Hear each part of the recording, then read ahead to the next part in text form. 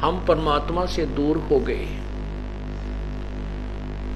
इन निराधार व्याख्याओं को पढ़कर कि परमात्मा पाप नहीं काट सकता, क्योंकि इन संतों ऋषियों के पास वो विधि नहीं थी जिससे ये ठोक कर कह सकते कि वे तुम्हारा दुख दूर हो जाएगा, ये साधना करो।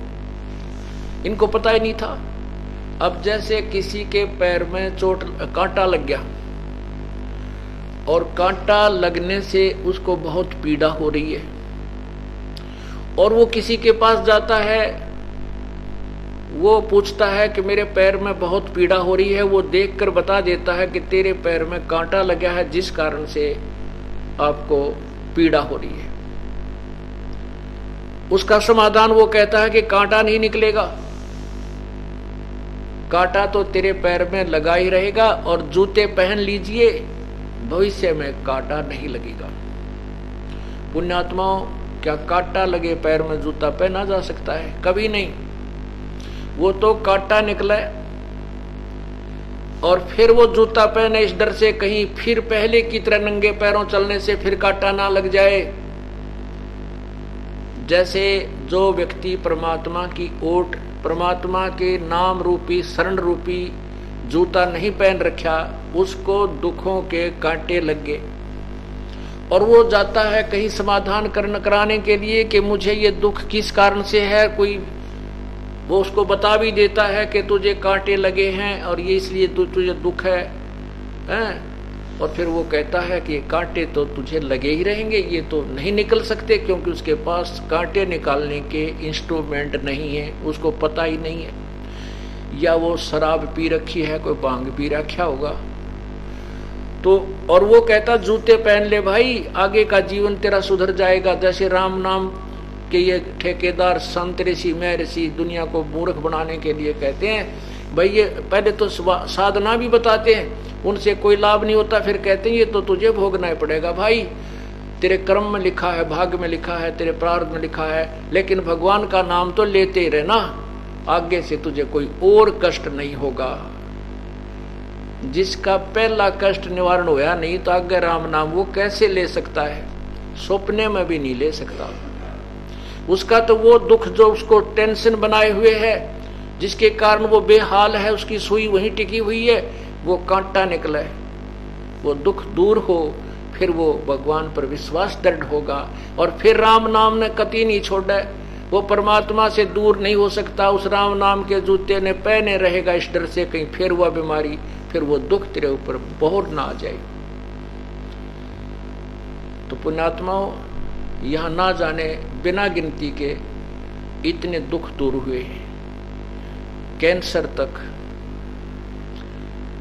और ब्रेन ट्यूमर तक, जिनके ऑपरेशन निर्धारित कर दिए गए थे, और कोई गारंटी नहीं, डॉक्टर बताते थे कि इस ऑपरेशन का कोई सफलता का कोई गारंटी नहीं है, और ये पीड़ा कुछ समय के लिए बंद हो सकती है। ऐसे यहाँ बगैर किसी ऑपरेशन के, परमात्मा की कृपा से, भगवान की रजा से, उस प्रभु की शक्ति से दूर हो गए, वो ठीक हो गए, वो रोग नष्ट हो गया।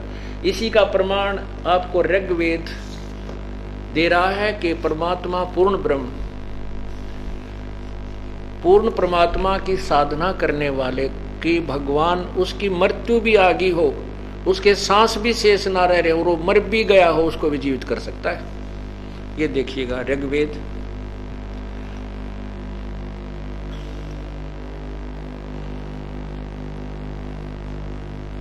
ये देखिए नीचे, महर्षि दानंद सरस्वती भाष्यकार, महर्षि दानंद सरस्वती मंडल 1 से 6, और दूसरा जो भाष्यकार है श्रीपाद दामोदर सातवलेकर मंडल 7 से 10। आपको 10 मंडल में दिखाते हैं। मंडल नंबर 10 और सूक्त नंबर 161,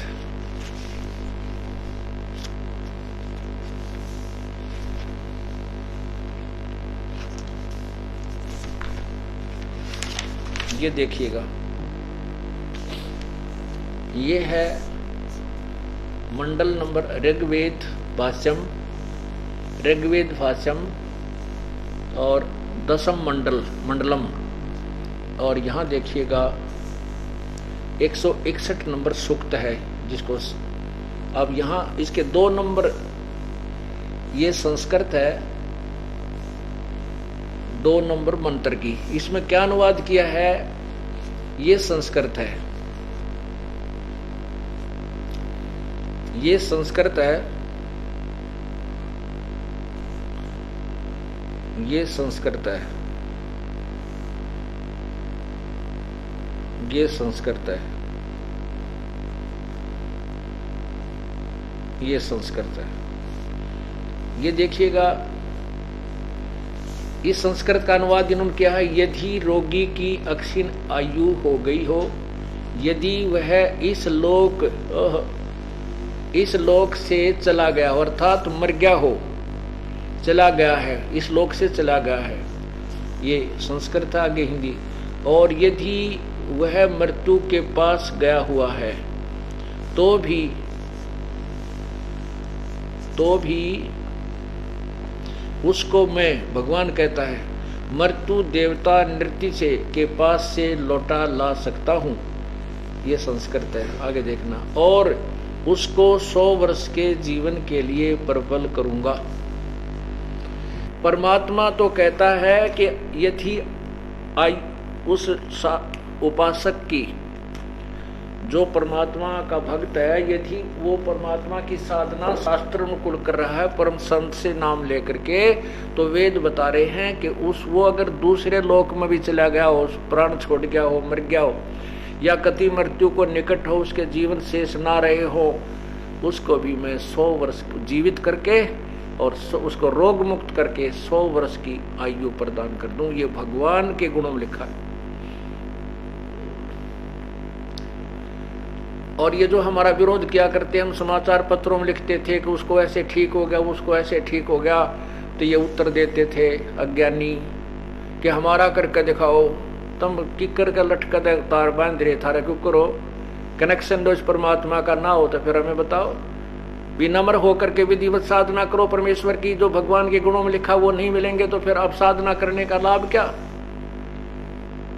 अब इन कड़वी सच्चाइयों का परिणाम यह हुआ कि इनकी पोल खुल गई कति, और जो सत्यार प्रकाश को बेचकर रोटी रोजी चला रहे थे ये आचार्य लोग, उनको पता लग गया कि अगर तुम्हारे अनुयायियों को ये पता लग जाएगा कि सत्यार प्रकाश तो कति बेकार, इसमें तो गंध भरा हुआ है, तो ये आपसे भी दूर हो जाएंगे और संत के पास जाकर के अपना कल्याण करवा लेंगे, और तुम्हारे जो दुकान है वो बंद हो जाएगी। इसलिए रामपाल बुरा है, गंदा है, ऐसा है, लुटेरा है, झूठी बकवाद करनी शुरू कर दी। अरे मैं बुरा हूँ, गंदा हूँ, तो इनको पता है, तुमको पता जो यहाँ कभी झांक कभी ना देखा जिसने। या तो ये कहते हो हमारे आने वाले कि वहाँ ऐसा कुछ होता तो हम ठीक है जनता माने, लेकिन बुद्धिमान लोग तो अब समझ गए हैं कि ये केवल बवंडर था, वास्तविकता कुछ और थी।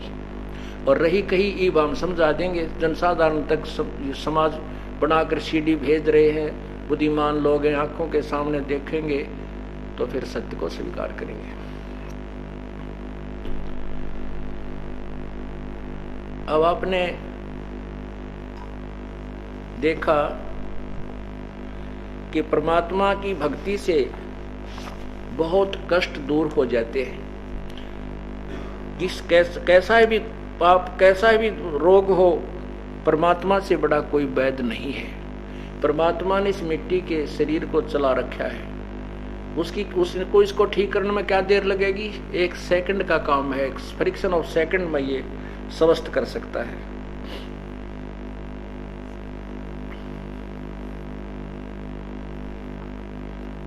परमात्मा अपनी वाणी में बताते हैं, गुरुआ गाम बिगाड़े संतो, गुरुआ गाम बिगाड़े, गुरुआ गाम बिगाड़े संतो, गुरुआ गाम बिगाड़े,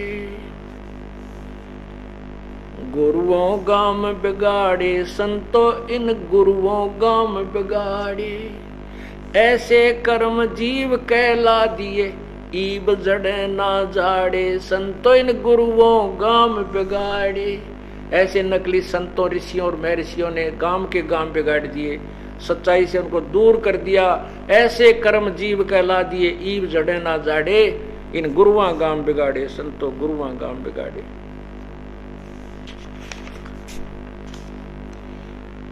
बोले गुरुआ गर्भ न कीजय, ताते पत्थर कदे नारी जय।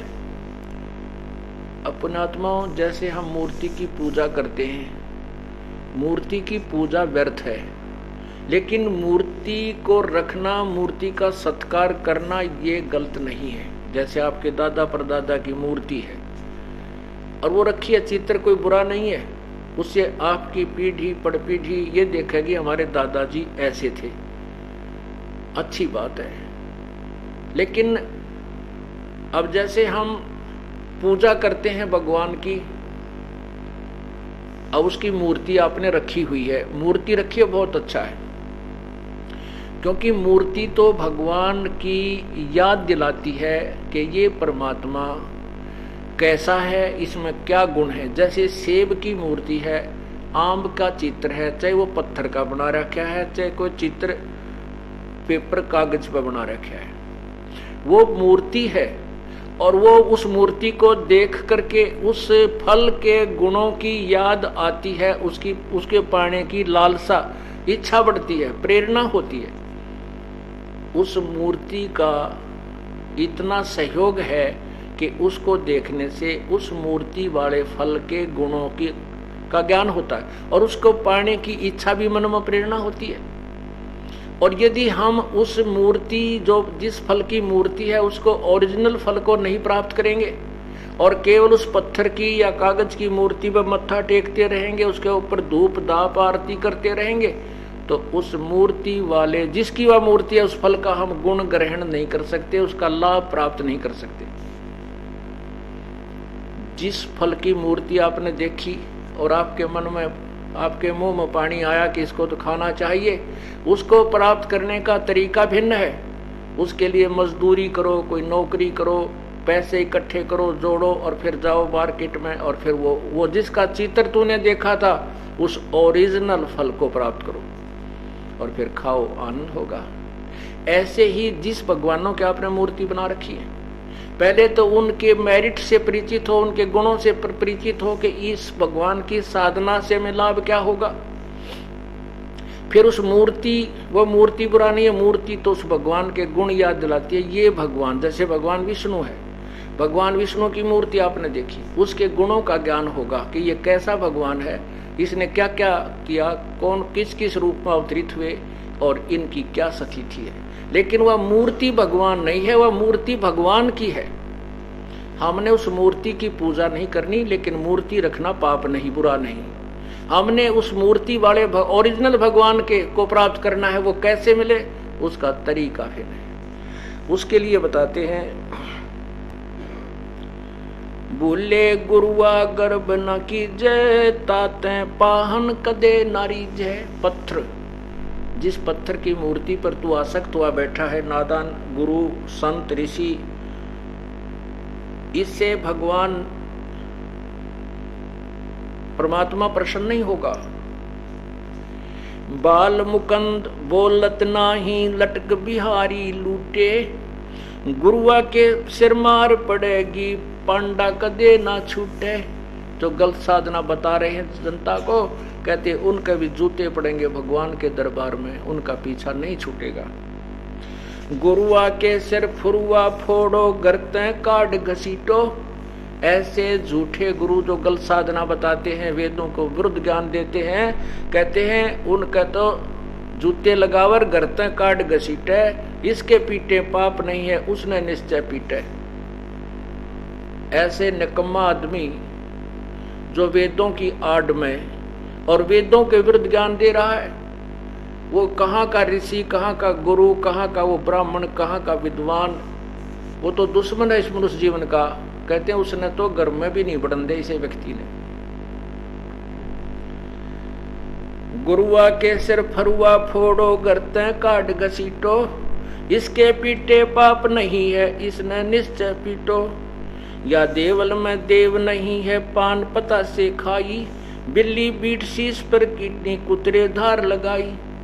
जिस मूर्ति को तुम भगवान मानते हो उनके ऊपर बिल्ली मूत जा, कुत्ता मूत जा, और वो उसकी टांग ना तोड़ता, अर्थात वो भगवान नहीं है, वो केवल मूर्ति है। चाहे वो पत्थर की है, चाहे वो पीतल की है, चाहे चांदी या सोने की है, वो भगवान की मूर्ति है। मूर्ति भगवान नहीं है।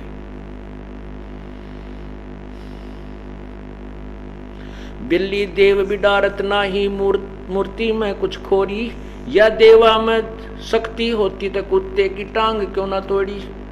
मूर्ति के नहीं सरवन चश्मा, गुरुआ घंट बजावे, खीर खांड का भोजन दर के आप ही गुटकावे।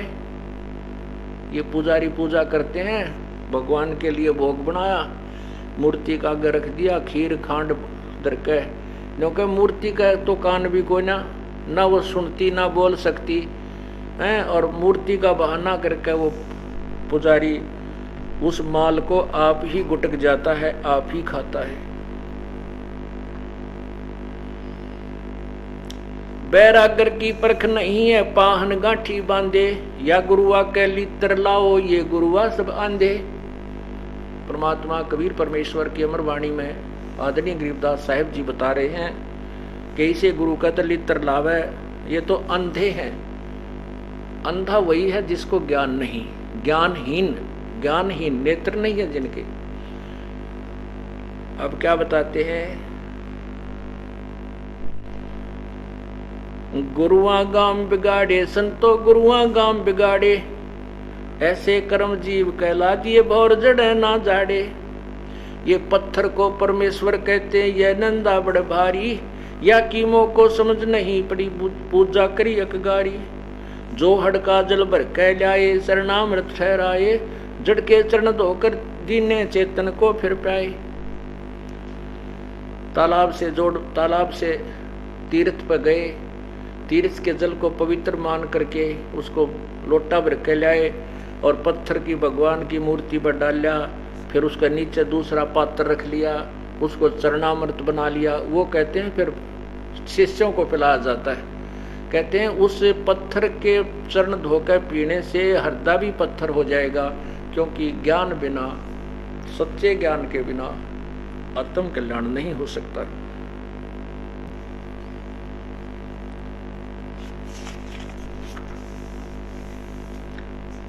अब उसके बारे में परमात्मा बताते हैं, जो सच साधना भाई ऐसे करो।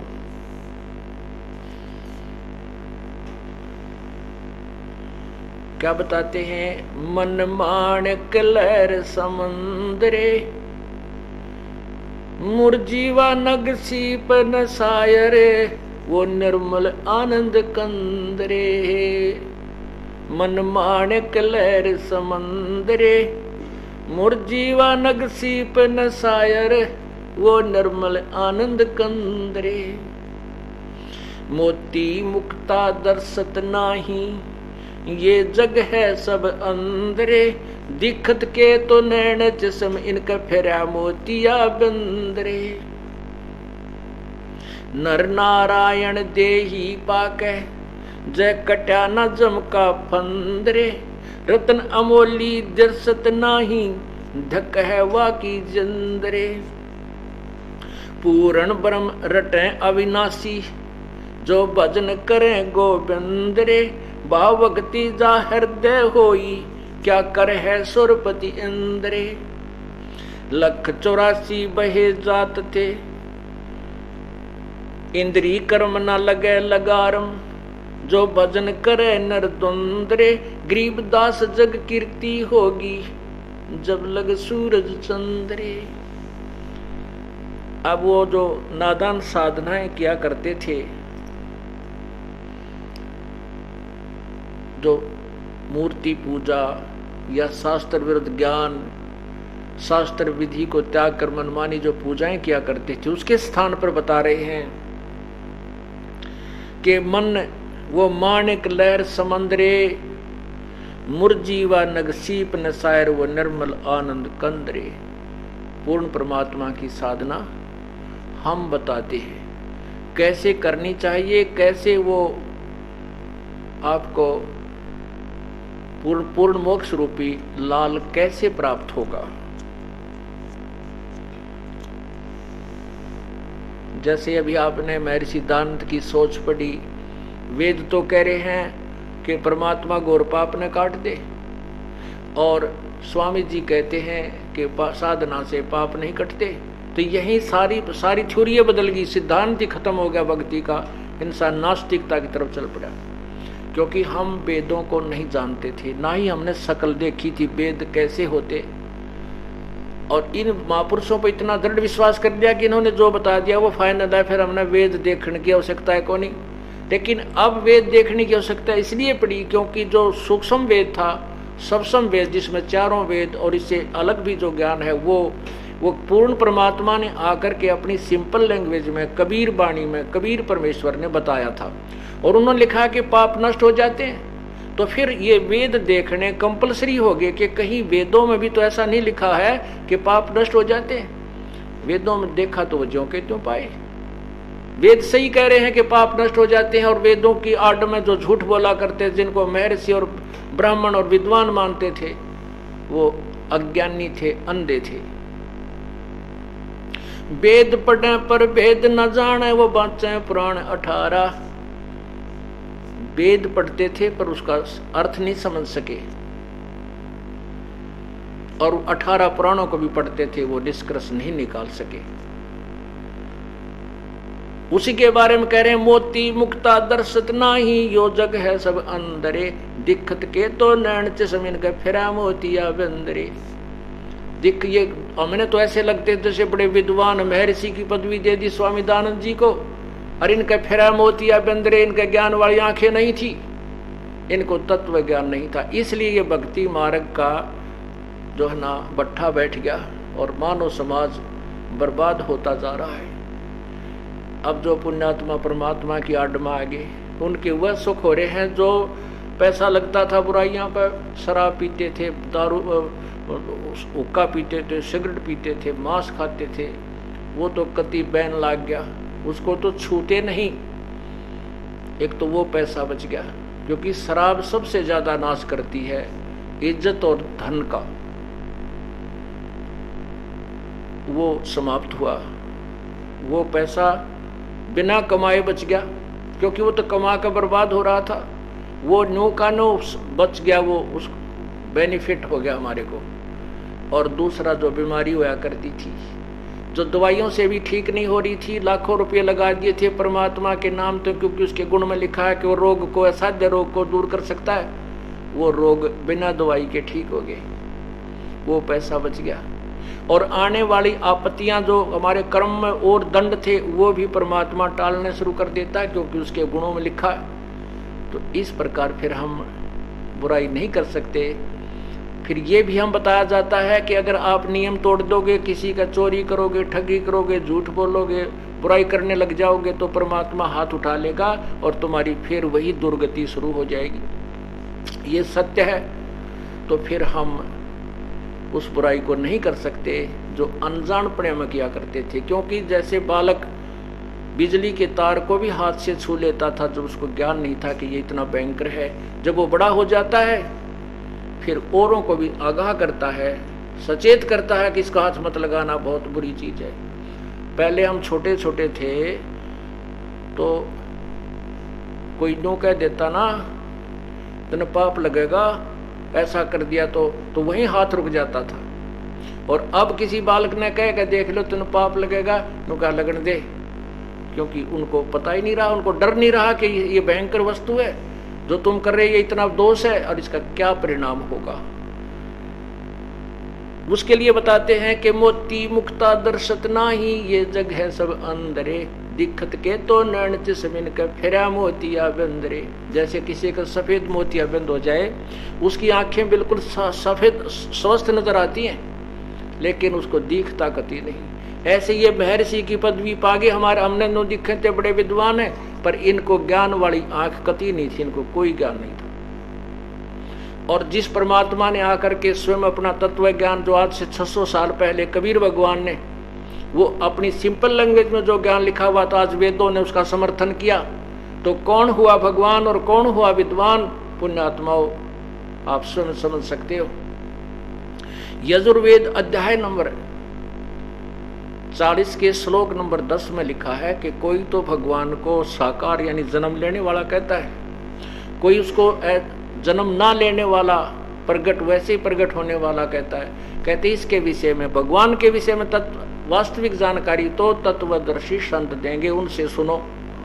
इससे सिद्ध है कि जो वेदों का ज्ञान है वो इनकम्प्लीट है, लेकिन गलत नहीं है। जैसे 10वीं तक का सिलेबस है वो 10वीं तक का ही होता है, उसमें लिखा होता है कि ये ज्ञान आगे किसी उच्च क्लासेज में पढ़ो, वो टीचर अलग होते हैं। तो वो तत्वदर्शी संत ना मिलने से, तो उसमें आगे लिखा है 40 में, यजुर्वेद अध्याय नंबर 40 के श्लोक 13 में लिखा है, कोई तो अविद्वान कहता है जिसको अक्षर ज्ञान नहीं, जो अनपढ़ है, जो अशिक्षित है उसको अविद्वान कहते हैं, और कोई जिसको अक्षर ज्ञान है किसी एक लैंग्वेज का उसको विद्वान कहते हैं। नहीं, कहते हैं अविद्वान और विद्वान की परिभाषा भी वो तत्वदर्शी संत बताएगा कौन विद्वान है। केवल एक अक्षर ज्ञान, एक भाषा के ज्ञान से विद्वान नहीं बन जाता।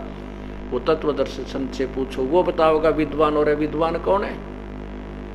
पुण्यात्माओं, जैसे महर्षि दानंद एक संस्कृत भाषा जाने थे, अंग्रेजी नहीं आती, वो अविद्वान था अंग्रेजी में। आज किसी को एक भाषा आती है और दूसरी भाषा में अविद्वान है, और पूर्ण परमात्मा की वाणी में देखिए उसमें सब भाषाओं का ज्ञान है। अंग्रेजी, हिंदी, उर्दू, फारसी, गुजराती, मराठी, हरियाणवी, सारा कुछ उनमें, वो सब भाषाओं के जानने वाले महाविद्वान। इसलिए यजुर्वेद अध्याय नंबर 8 के श्लोक नंबर 40 के श्लोक नंबर 8 में लिखा है, कबीर मनीषी, वो कबीर परमात्मा महाविद्वान, सारी सृष्टि सब ज्ञान से परिचित है। नर नारायण देही पाके जग कट्याना जमका फंदरे, रत्न अमोली दर्शत नाही धक है वाके चंद्रे। कि ये सुंदर शरीर नर नारायण देही पाके है। मनुष्य परमात्मा ने मनुष्य को अपने ही जैसा स्वरूप दिया है। परमात्मा मनुष्य जैसा है, साकार है, वो निराकार नहीं है। निराकार उसकी पावर है, शक्ति है। जैसे सूर्य साकार है, उससे निकल रहा प्रकाश, उससे निकल रही उष्णता, गर्मी, वो निराकार है, वो ताप महसूस किया जा सकता है, लेकिन सूर्य साकार है। ऐसे ही परमात्मा साकार है, उससे निकल रहा प्रकाश भी देखा जा सकता है, उसका शरीर साकार है, और उसकी जो गुप्त शक्ति है वो सब कार्य कर रही है। सूक्ष्म से सूक्ष्म अणु से अणु को भी वो शक्ति, परमात्मा की शक्ति अपने नियम के अनुसार चला रही है।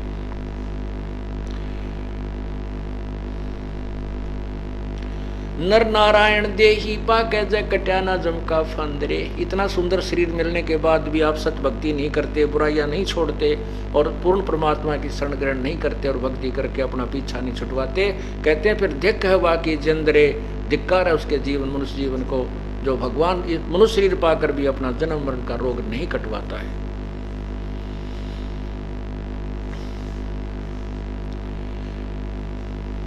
इंद्री कर्म न लगे लगारम, जो भजन करे निर्द्वंदरे। गरीब दास जो कीर्ति होगी जब तक सूरज चंद्रे।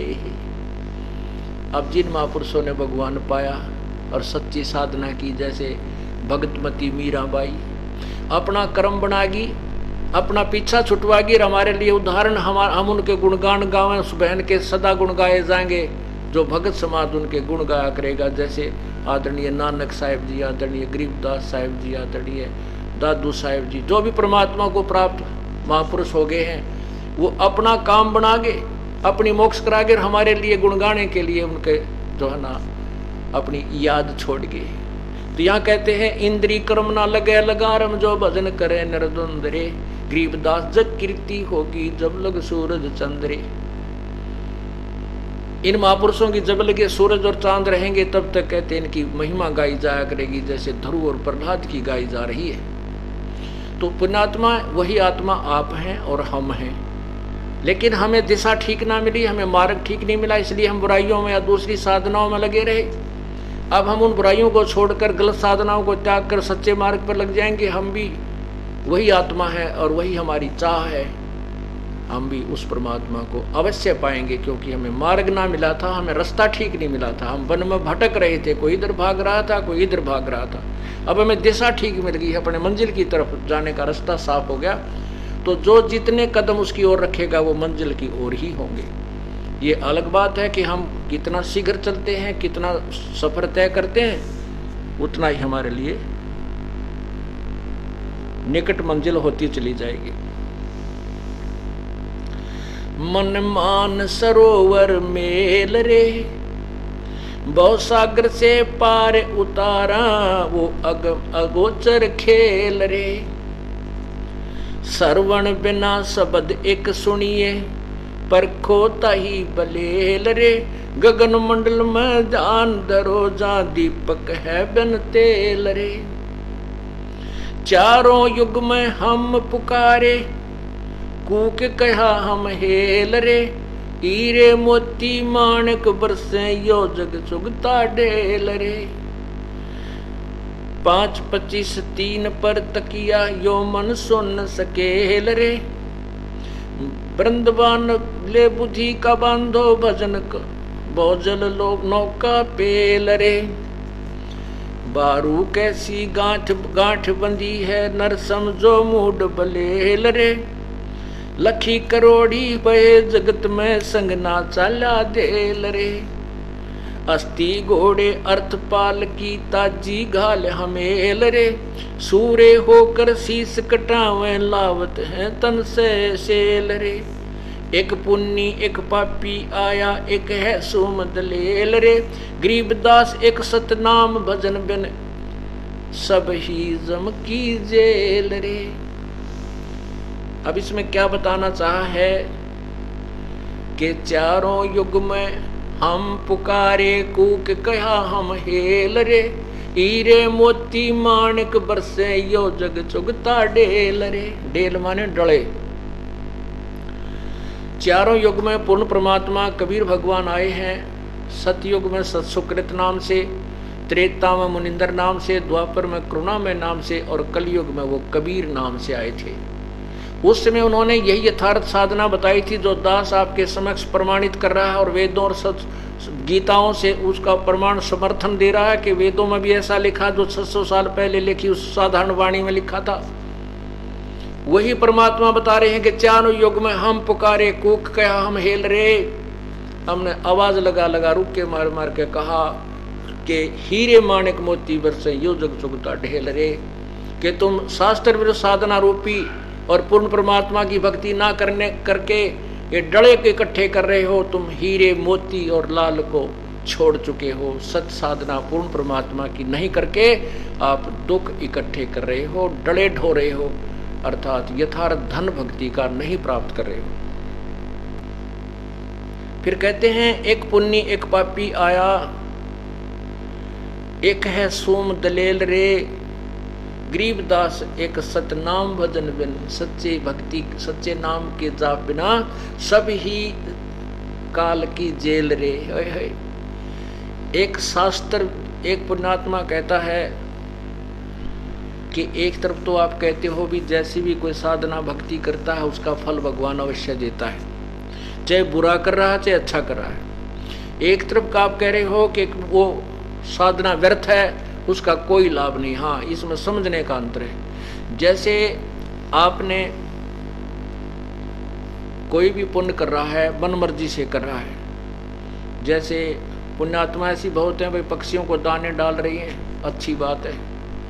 कुत्तों को रोटी डाल देते हैं, बहुत अच्छी बात है। प्याऊ खुलवा रखी है, बहुत अच्छी बात है। और भी पशु पक्षियों को चारा डालते हैं, बहुत अच्छी बात है। लेकिन ये साधना केवल इससे काम नहीं चलेगा। क्या बताते हैं, जिन हर जैसा सुमरिया, ताको तैसा लाभ। ओसा प्यास न भाग ही, जब लग दसे नी आब।